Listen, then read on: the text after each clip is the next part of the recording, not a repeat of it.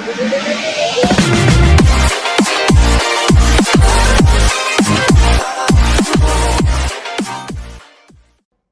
every record in the history of the state for a special election.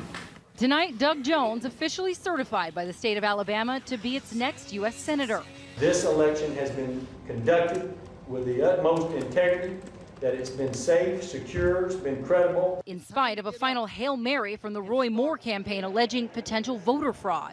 This election was fraudulent, and what we need to do is ask the Secretary of State to do his job and to investigate this. Moore has refused to concede to Jones after losing the election earlier this month by more than 20,000 votes.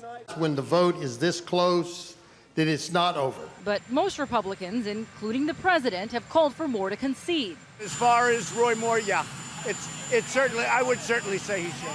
And the state of Alabama says those voter fraud accusations just aren't true. People are entitled to their own opinion, but they're not entitled to their own facts. Moore calling to delay certification until there is a thorough investigation and for a new special election. But minutes before the state certification, a circuit court judge denied Moore's complaint. The complaint alleges out-of-state residents had been allowed to vote and that election fraud experts concluded that fraud had taken place.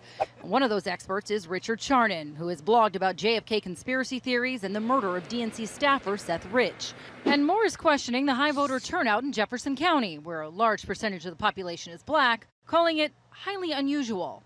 The Alabama Secretary of State says many voter fraud complaints have already been dismissed. More than 60 of those have already been fully adjudicated and dismissed. But we have several that are still active, and we'll continue to investigate those until they are fully adjudicated. Doug Jones' campaign released a statement saying, quote, "This desperate attempt by Roy Moore to subvert the will of the people will not succeed.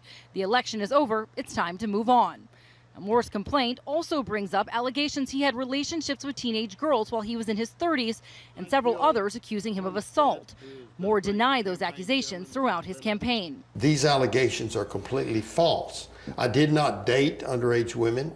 I did not molest anyone. But today, he released an affidavit he signed of a polygraph test he says he took after the election over the allegations made against him. Moore states, quote, "The results of the examination reflected I did not know, nor had I ever had any sexual contact with these individuals."